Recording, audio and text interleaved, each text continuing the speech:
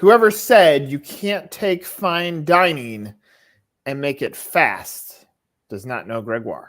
You're going to get to know him in just a second. Coming up next on this episode of Meet the Zor, and be sure to subscribe and like and all those fancy things as a part of watching these videos. Coming up next, Grégoire.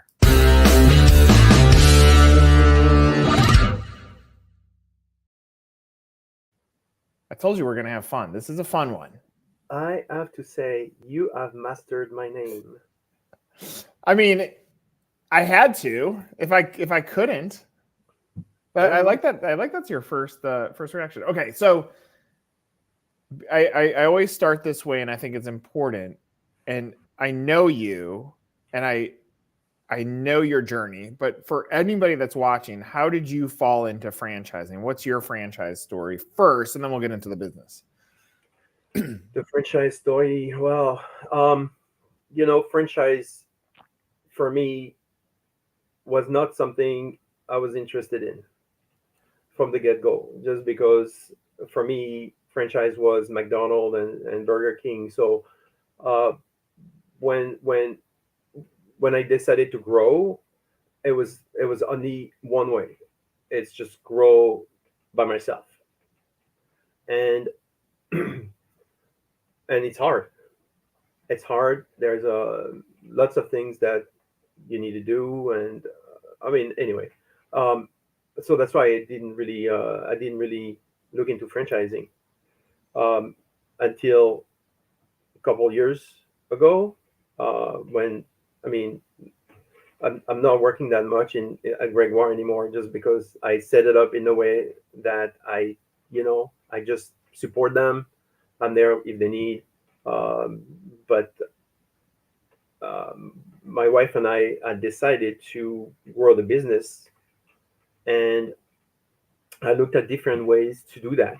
Of course, there is the traditional way, the only way I knew, which is by myself, and then I started looking at franchising, and I was very surprised to find out that franchising, it's not McDonald's, and it's not Burger King, and it's not Taco Bell.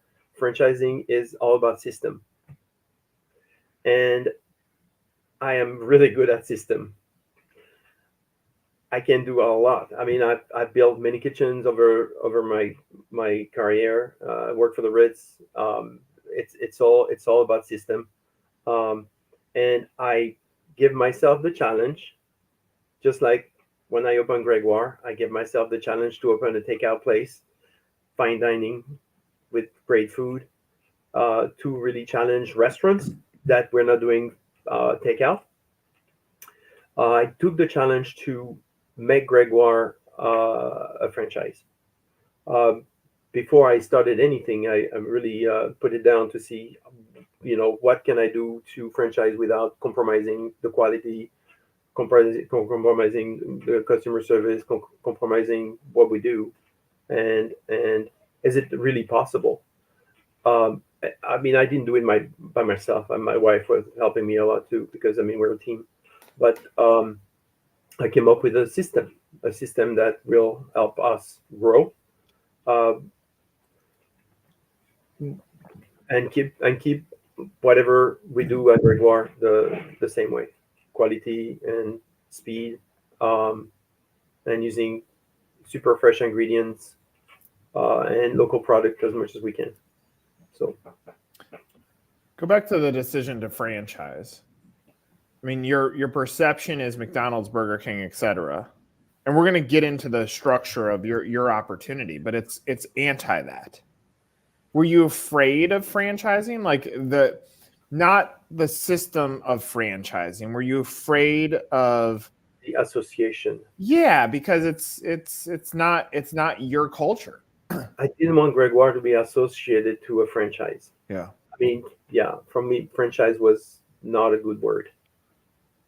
In that business, in the restaurant business. What got you over that hump?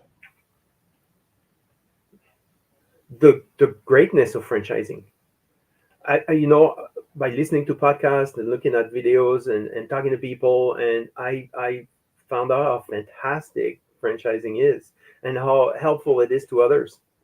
I mean, it helps other entrepreneur people that want to put a business together and that don't have the mean to or don't know how to. It helps neighborhoods. It helps employees.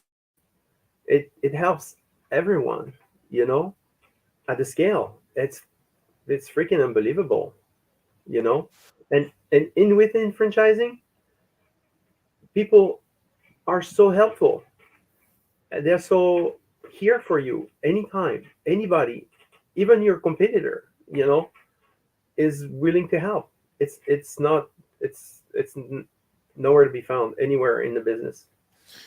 So if I'm paraphrasing, what I'm hearing from you is where you got comfortable was when you started realizing that all of the fears as a business owner, as a one person, you and your wife, but as an independent business owner, when you close those doors at night, you can certainly talk to your wife about the challenges, but there's you look around the room, there's nobody there. And we started thinking about the system that you could put in from a franchise standpoint was that you don't have to do this alone. Is that a good way of putting it? Yeah, that's right. That's right. I mean, you take all the years of what I've done, for Grégoire, and I try to take the pain away. Yeah. Simplify everything and take the pain away of running a restaurant. Because running a restaurant is really hard. There is a lot of moving parts. In the category that you're in, I mean, it's hard to find. So there's two sides to what my next question is, but there aren't fine dining franchises.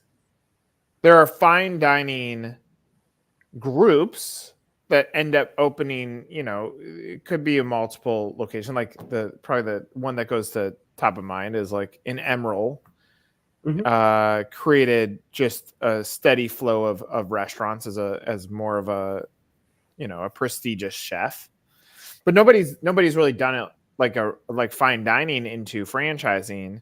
And then you add a whole nother layer, and that box behind you is tiny.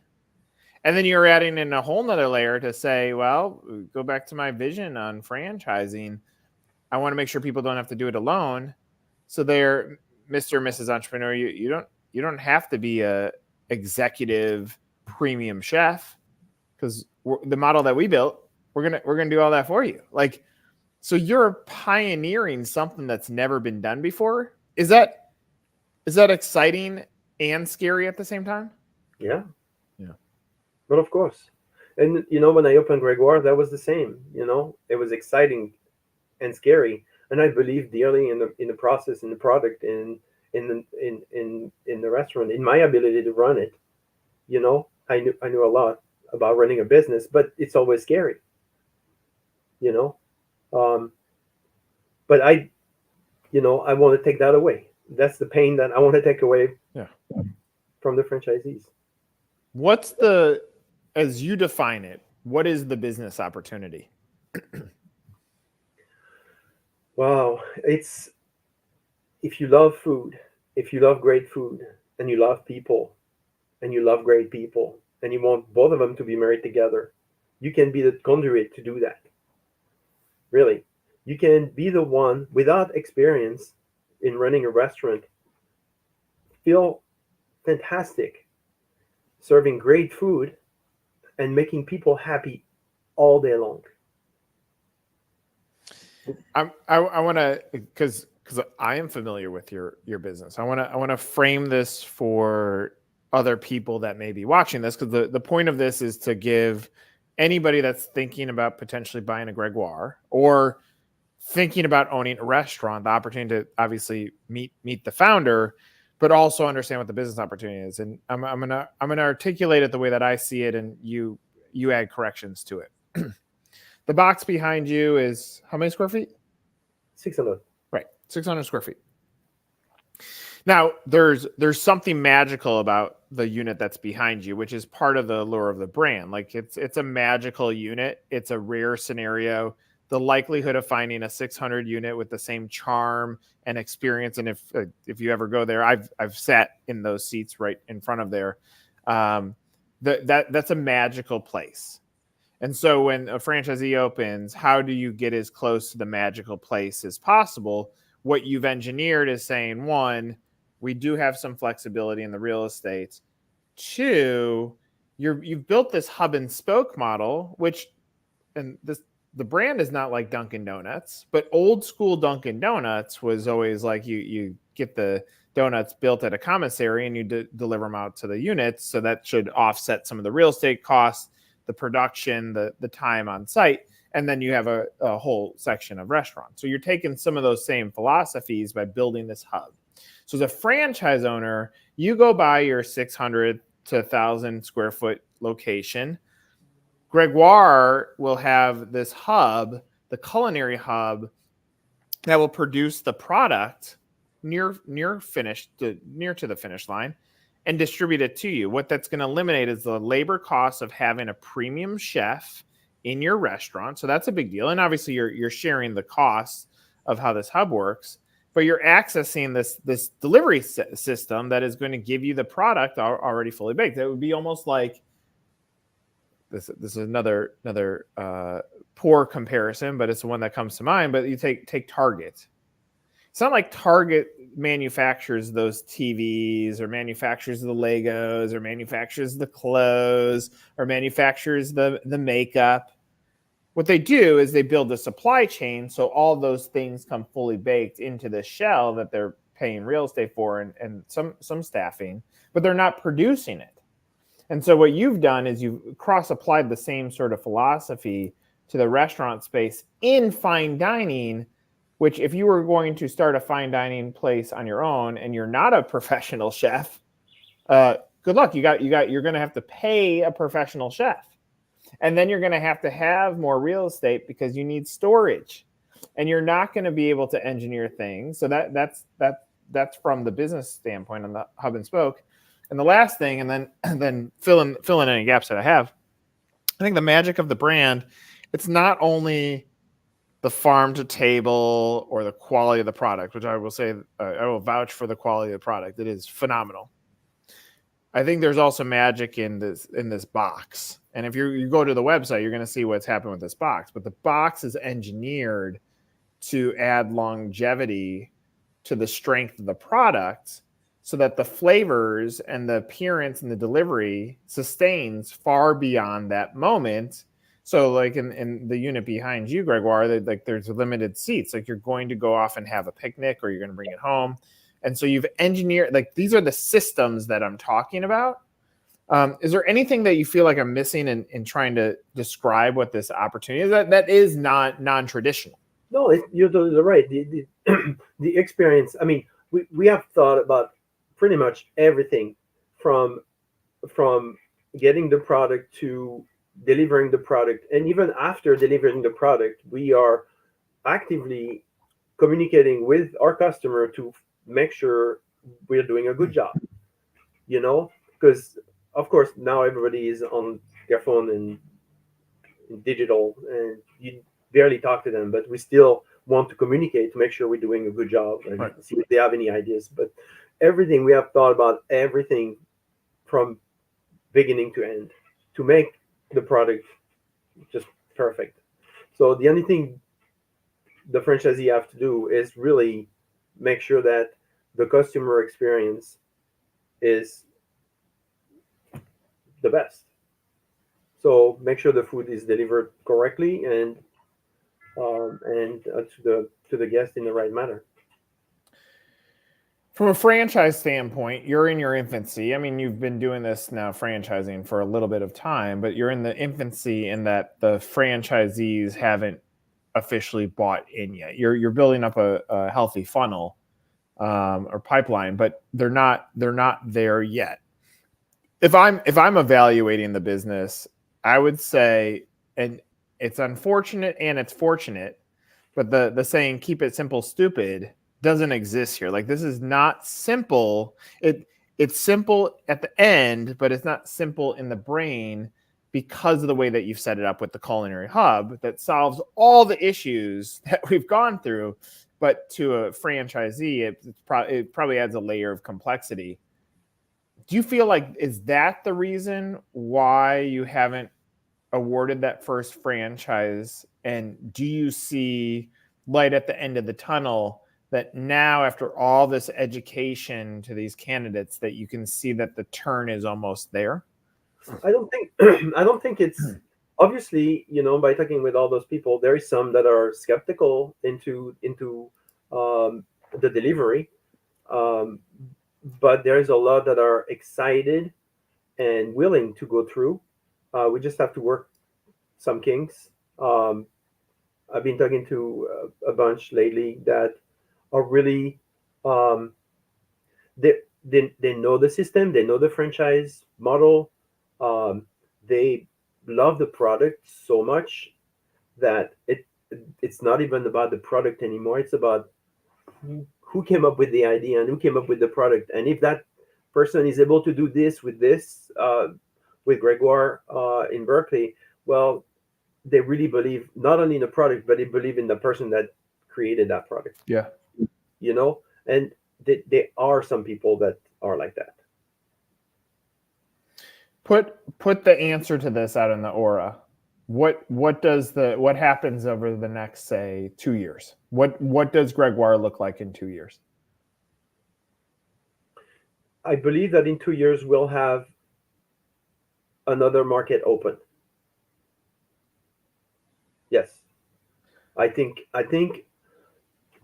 by the time 2 years is over, we'll know already. We'll have at least 5 franchises open in San Francisco, in the Bay Area. Yep. And we'll know exactly how to go to another market. Yeah. I think one of the opportunities that's going to exist, if you take fine dining, and it's I will say I love Michelin star restaurants. Scratch that. I like the idea of them. There's very few that I actually love. They're too foamy. But the good ones where it's like hearty, good food, like there's very high similarities to the strength of how you feel when you eat your product. But ultimately what happens in the super fine dining places is they're destinations because they only plant one in a market. And therefore, if you want to go to that, you're going to drive a long distance. Here, you're going to solve a different thing that you can, it's accessible. Yes, that's what we did since day one. We want it to be accessible to everyone.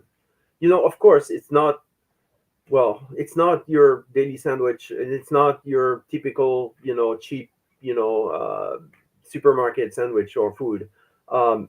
It has layers to it. So it's slightly more expensive, but not that much more. Just because that's all we do. We sell food, and we get a lot of it, and so we get really good pricing. Because we go straight to the source. So, and it'll only get better. I mean, if in 2 years from now you have these 5 franchisees around your hub, yes, like the pricing is just going to continue to improve. I think that's the cool thing about you, that again, in all my years of franchise, I haven't seen this. And again, super transparent to anybody that's watching this. Like we do work together. Like it, and I want to say that doesn't mean that my words aren't scripted or are scripted, because they're not. But what I find attractive about the business model is, if I wanted to open up a restaurant, I would have to hire a chef to help me engineer a menu, which would be extensive, and all this is going to eat into my profit margins because it just turns into debt. I would probably right, and I would probably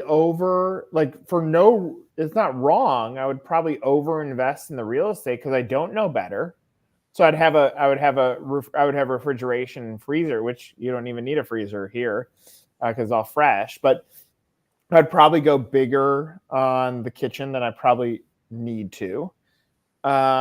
menu innovation probably wouldn't be that innovative from a flavor standpoint, because I could probably get innovative on a small batch product, but when you're talking about a volume and you're doing high quality food at volume, I wouldn't be able to shortcut that.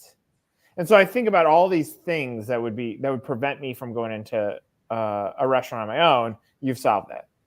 If I'm thinking through you compared to, say, a burger brand, where I see the opportunity is that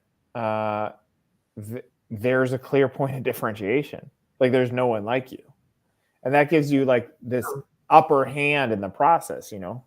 We're very different. Plus, we change the menu quarterly. No franchise do that. We change the whole menu quarterly, and with the hub, that allow us to do this. We don't have to train much. There's a little training, at the franchise level, but it's pretty simple. But we are able to change the menu quarterly. Yeah, I mean, this is where, like, I think if I'm looking at a 2-year picture, I think what's going to happen is you're not going to get your first franchisee, you're going to get your first franchisees.